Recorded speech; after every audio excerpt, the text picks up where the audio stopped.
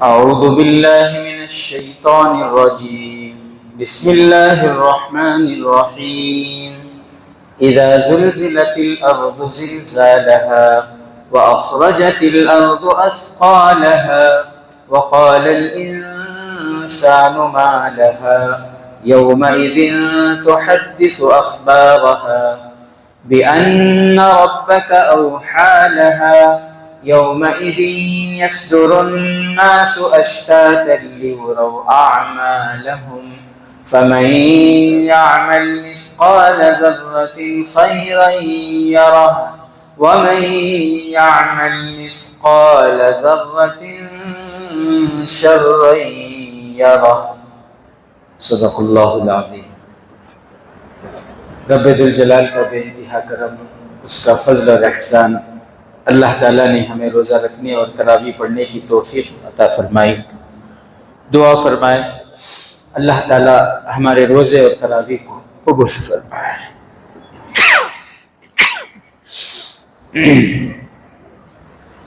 میرے محترم بزرگ عزیز دوستوں، سورہ زلزال کی تفسیر چل رہی تھی گزشتہ چند دنوں سے.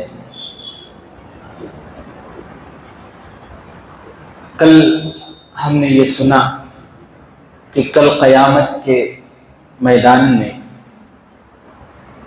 وہ خوش نصیب کچھ انسان ایسے ہوں گے جن کو اللہ تبارک و تعالیٰ اپنے عرش کا سایہ نصیب فرمائیں گے. بخاری شریف کی حدیث ہے، حضرت ابو ہریرہ رضی اللہ تعالیٰ عنہ راوی ہیں، فرماتے ہیں کہ جناب آقا محمد الرسول اللہ صلی اللہ علیہ وسلم نے ان لوگوں کے بارے میں بتایا جن کو عرش کا سایہ نصیب ہوگا، جس دن عرش کے سائے کے علاوہ کوئی سایہ نہ ہوگا. فرمایا امام عادل، یعنی عدل کے ساتھ حکومت کرنے والا مسلم بادشاہ. اور اس کے ڈیٹیل میں جائیں گے، آپ تفصیل میں جائیں گے، تشریح میں جائیں گے، اس میں آپ سب آ جاتے ہیں. عدل کے ساتھ، انصاف کے ساتھ زندگی گزارنے والا، عدل کے ساتھ، انصاف کے ساتھ زندگی گزارنے والا. ایک. نمبر 2،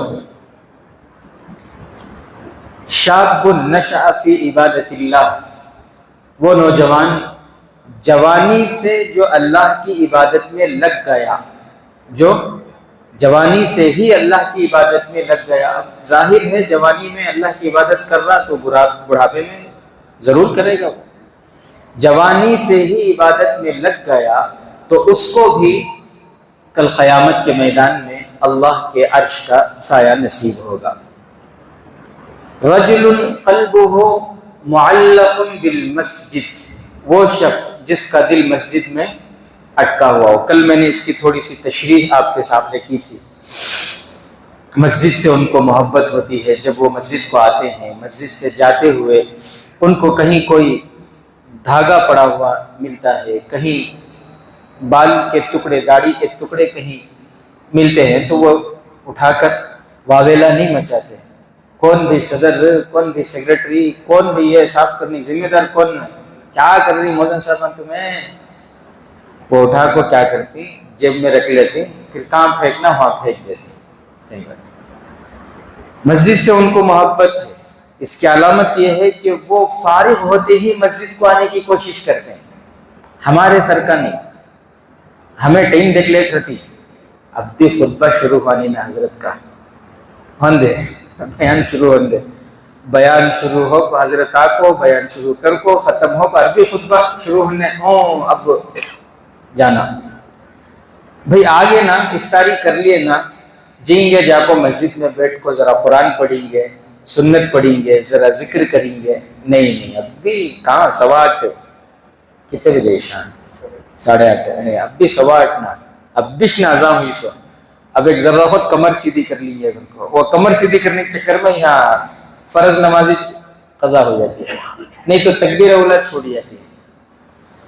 آنے کی ہماری یہ حالت ہے. اور جانے میں پوچھو نہ کو، جانے میں صحیح بات ہے. یہ گیٹ کھلا رہا تو وہ مشکل ہوتا ہے، پورے گیٹاں کھلے رہنا. تو مسجد سے محبت ہوگی کل قیامت کے دن اللہ کے عرش کا سایہ نصیب ہوگا. کتنے ہو گئے؟ 4 ہو گئے. 3 ہوئے. امام عادل، انصاف کے ساتھ زندگی گزارنے والا، جوانی سے ہی اللہ کی عبادت کرنے والا، وہ شخص جس کا دل مسجد میں اٹکا ہو، مسجد سے محبت کرنے والا، اور وہ 2 انسان جو آپس میں صرف اللہ کے لیے محبت کرتے ہوں. کسی سے محبت کریں تو اللہ کے لیے. کس کے لیے؟ محبت کی بات آ گئی تو میں آپ کو بتا دوں، ورنہ پھر غلط مطلب نکالیں گے. جیسے مثال کے طور پر آپ محبت کرتے ہیں اپنے امام صاحب سے، کسی عالم سے، کسی بزرگ سے، کسی اللہ والے سے. کیوں؟ اس لیے کہ جب میں ان کے پاس جاتا ہوں، ان سے ملاقات کرتا ہوں، ان کی باتیں سنتا ہوں تو میرا ایمان تازہ ہوتا ہے، آخرت کی فکر پیدا ہوتی ہے، عبادت کا شوق آتا ہے، میری جہالت ختم ہوتی ہے، مجھے علم حاصل ہوتا ہے. اس لیے تو آپ کی یہ جو محبت ہے ان سے، یہ اللہ کے لیے. یہ کس کے لیے ہے؟ اللہ کے لیے. کیوں محبت کر رہے ہیں؟ کیا غرض ہے کوئی ان سے کوئی دولت لینی ہے آپ کو، یا رشتہ کرانا ہے؟ نہیں نا، صرف دین کے خاطر، اللہ کے خاطر. تو یہ جو محبت ہے ان دونوں کے دلوں میں، یہ صرف اللہ کے لیے ہے. اللہ کے لیے آپس میں محبت کرنے والے اور اللہ کے لیے نفرت کرنے والے. اللہ کے لیے نفرت اگر ہے، غصہ ہے، بغض ہے، مطلب دوری ہے، کیوں؟ اللہ کے لیے. ارے بھائی کتنا سمجھاؤ اس کو، نہیں سمجھتا. جب بھی میں اس سے ملتا ہوں وہ صرف مجھے گناہ کی دعوت دیتا ہے. جب بھی میں اس سے ملتا ہوں وہ مجھے نماز سے دور کر دیتا ہے، وہ مجھے ذکر سے دور کر دیتا ہے، وہ مجھ میں اور اللہ ہمیں دوری کرتا ہے. اس لیے میں اس سے دوری اختیار کر رہا ہوں، اس لیے میں اس سے بات چھوڑ رہا ہوں. تو میں اللہ کے لیے اس سے ناراض ہوں. یہ میری جو نفرت ہے وہ اللہ کے لیے ہے. تو پیارے نبی نے فرمایا رجلان تحابان فی اللہ، وہ 2 آدمی جو آپس میں اللہ کی محبت میں ملتے ہوں اور اگر ان کے آپس میں نفرت ہے تو اللہ کے لیے ہے، ایسے بندوں کو بھی اللہ تعالیٰ کل قیامت کے دن اپنے عرش کا سایہ نصیب فرمائیں گے. 4 ہو گئے. اور ایک وہ جو تنہائی میں اللہ کو یاد کر کے اللہ کے سامنے مناجات کرے اور اس کی آنکھوں سے آنسو بہہ پڑے، اللہ کی عظمت، اللہ کی محبت میں، یا پھر اپنے گناہوں کو سوچ کر تنہائی میں اللہ کے سامنے ہاتھ اٹھائے اور پھر اس کی آنکھوں سے آنسو بہنے لگے. ایسے بندے بھی اللہ کو اتنے پسند ہیں کہ کل قیامت کے دن ان بندوں کو اللہ عرش کا سایہ نصیب فرمائیں گے. 5. ایک وہ ہے جس کو دنیا میں کوئی عورت گناہ کی دعوت دے، دنیا میں کوئی عورت گناہ کی دعوت دے اور اس کے پاس گناہ کرنے کی طاقت ہو، پھر بھی یہ اللہ کے خوف سے گناہ سے بچ جائے. یا اسی طرح وہ بندیاں جن کو کوئی بندہ گناہ کی دعوت دے اور وہ بندی اللہ کے ڈر سے اس گناہ کے قریب نہ جائے، تو ایسے بندے اور ایسے بندیوں کو اللہ تعالیٰ کل قیامت میں عرش کا سایہ نصیب فرمائیں گے. 6 ہو گئے. نمبر 7، اللہ کے لیے خرچ کرنے والے. کس کے لیے خرچ کرنے والے؟ اللہ کے لیے خرچ. یعنی وہ دیتے ہیں، دوسروں کی مدد کرتے ہیں، لیکن ان کے مدد کرنے کا انداز یہ ہوتا ہے کہ فرمایا اللہ کے نبی صلی اللہ علیہ وسلم نے اتنا چھپا کر دیتے ہیں کہ سیدھے ہاتھ سے دیں تو بائیں ہاتھ کو خبر نہ ہو. ہاتھ دونوں ایک ہی تو ہیں، ایک ہی بدن میں ہے. واٹس ایپ میں نیوز نہ ہو، فیس بک میں فوٹو نہ ہو، پیپر میں جو ہے نہ ڈال، یہ بہت دور کی بات. اللہ کے نبی نے فرمایا اتنا چھپا کر دے کہ سیدھے ہاتھ سے دے رہے، رائٹ ہینڈ سے دے رہے، لیفٹ ہینڈ کو خبر ہی نہ ہو. اللہ اکبر. تو ایسے جو بندے ہوں گے جو دوسروں کی مدد کرتے ہیں چھپا کر اللہ کی رضا کے لیے، تو ایسے بندوں کو بھی اللہ تعالیٰ کل قیامت کے اس میدان میں عرش کا سایہ نصیب فرمائیں گے۔ تھوڑی سی تشریح کر دوں، اب 7 ہو گئے نا، 7 اس کی تھوڑی سی تشریح۔ امام عادل، اللہ کے نبی صلی اللہ علیہ وسلم نے فرمایا کہ عدل کے ساتھ حکومت کرنے والا، عدل و انصاف کے ساتھ زندگی گزارنے والا ہو۔ عدل کے ساتھ زندگی کس کو کہتے ہیں؟ جیسے میرے اور آپ کے آقا احمد مجتبیٰ محمد مصطفیٰ سرکار دو عالم صلی اللہ علیہ وسلم زندگی گزار کر دکھا کر گئے۔ اللہ کے نبی، اللہ تعالیٰ کا بھی ہم کو یہی حکم ہے قرآن میں۔ اللہ فرماتے ہیں اپنے بندوں سے، ان اللہ یأمر بالعدل والاحسان وایتاء ذی القربى وینہی عن الفحشاء والمنکر۔ اللہ حکم دیتے ہیں کہ انصاف کے ساتھ، عدل کے ساتھ زندگی گزارو۔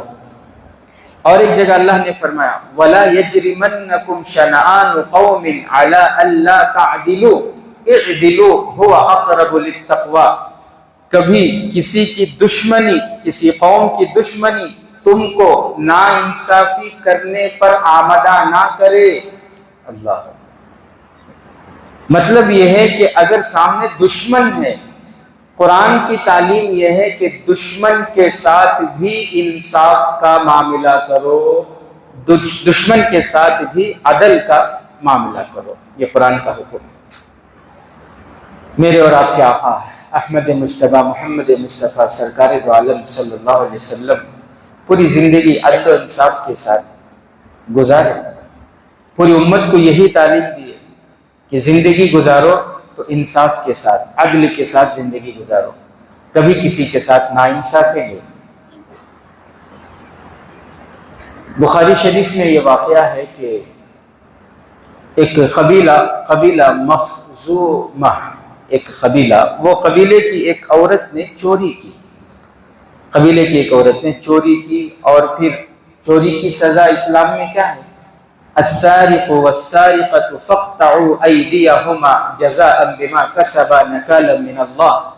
چوری کی سزا اللہ نے یہ بتائی کہ ان کے ہاتھ کاٹ دیے جائیں۔ چوری کی سزا کیا ہے؟ ہاتھ کاٹ دیے جائیں۔ اب وہ عورت تھی، چوری کی تھی، اب اس کے ہاتھ کاٹنے تھے، تو ان کے خاندان والے جو تھے، قبیلے والے، وہ یہ چاہتے تھے کہ اللہ کے نبی صلی اللہ علیہ وسلم سے جا کر کہیں کہ اس کے تاوان میں سزا کے طور پر ان سے پیسے لے لے، فدیہ لے لے، پیسے لے کر ان کو چھوڑ دیں، ان کے ہاتھ نہ کاٹے جائیں۔ یہ چاہتے تھے کہ جا کر اللہ کے نبی سے یہ درخواست کریں، لیکن ہمت نہیں تھی کہ کیسے درخواست کریں۔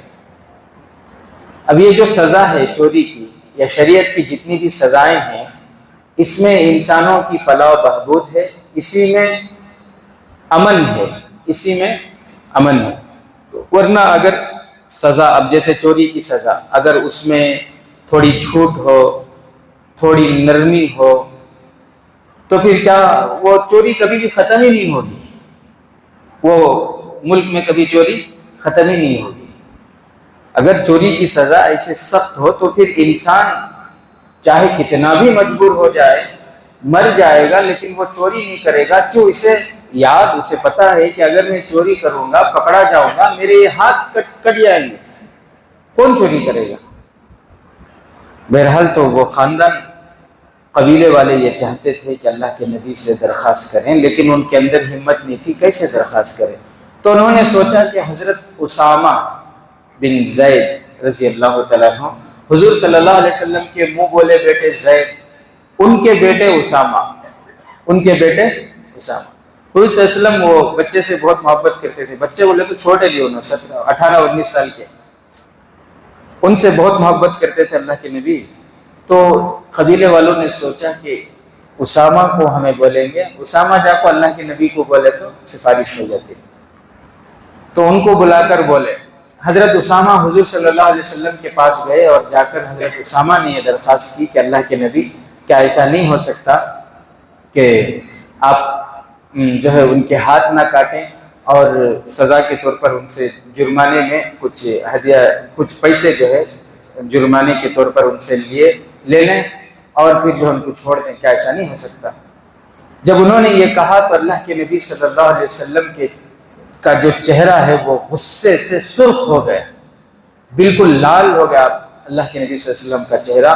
اور اللہ کے نبی نے فرمایا یا اسامہ اتشفع فی حدود من حدود اللہ فی حد من حدود اللہ، اللہ کے حد میں تم سفارش کرنا چاہ رہے ہو، اللہ نے جو سزا بتائی ہے اس میں تم سفارش کرنا چاہ رہے ہو. پھر اللہ کے نبی صلی اللہ علیہ وسلم پورے قبیلے والوں کو جمع کیے اور پھر ان کے سامنے خطبہ دیا. اور پھر اللہ کے نبی صلی اللہ علیہ وسلم نے فرمایا واللہ ان فاطمہ بنت محمد لو سرقت لقطعت یدها، اے لوگوں سنو، اگر محمد کی بیٹی فاطمہ بھی چوری کی ہوتی تو میں ضرور آج اپنی بیٹی کے ہاتھ کاٹتا ہوں. یہ اللہ کے حدود ہے، اس میں اللہ اکبر، اسے کہتے ہیں انصاف. کون فاطمہ؟ لخت جگر. کون فاطمہ؟ حسنین کی والدہ، جنت عورتوں کی سردار، حضرت شیر خدا حضرت علی رضی اللہ تعالیٰ عنہ کی اہلیہ، پیارے نبی صلی اللہ علیہ وسلم کے دل کا ٹکڑا.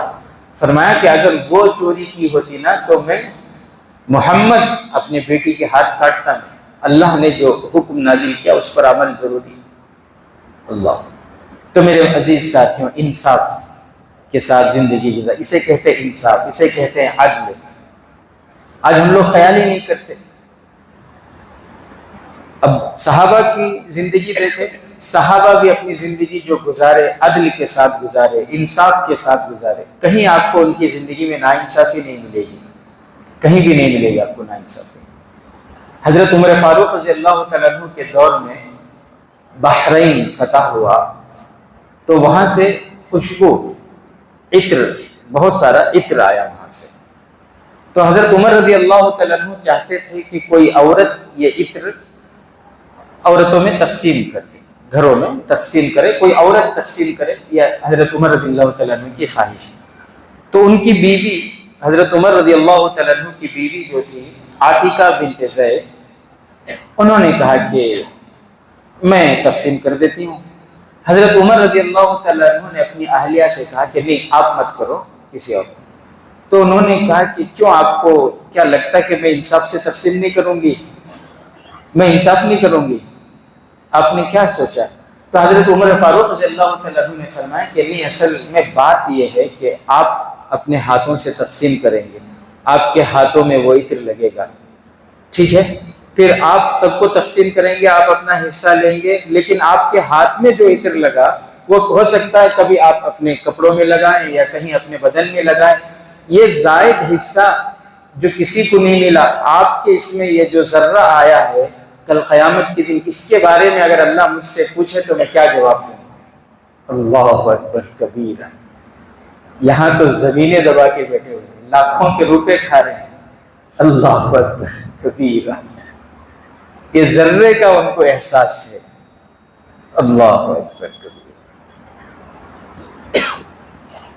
حضرت عمر فاروق رضی اللہ تعالیٰ عنہ کا حضرت ابی بن کعب رضی اللہ تعالیٰ عنہ کے ساتھ ایک زمین کے سلسلے میں اختلاف تھا.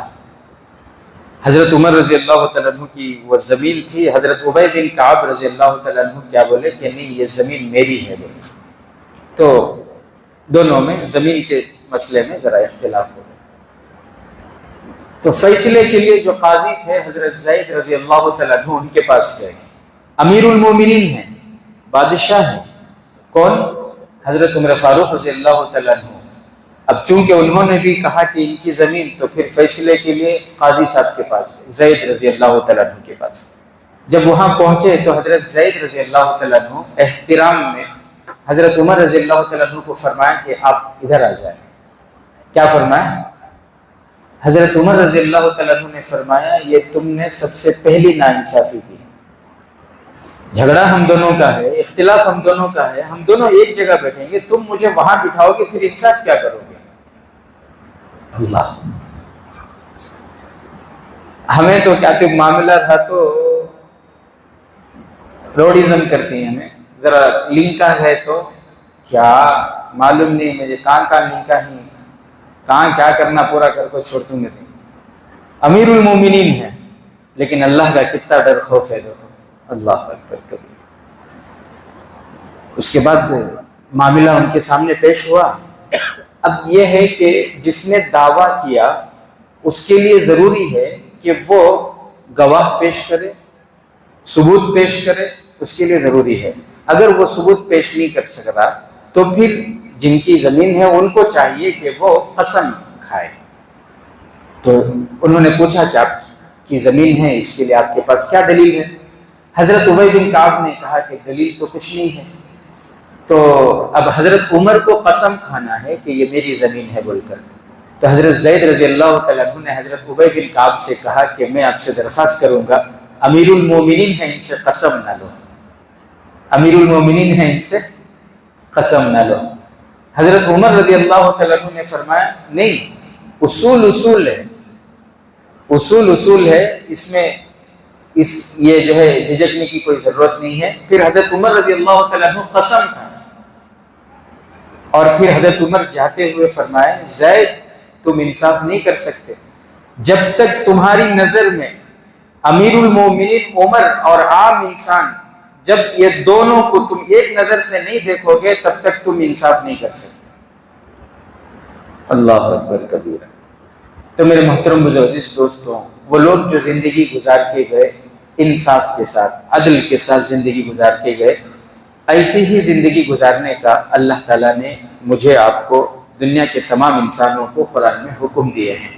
تو وہ 7 بندے جن میں سے 1-2 کی تشریح ہو چکی ہے، اور بھی کچھ تشریح باقی ہے، انشاءاللہ آئندہ کل اس کی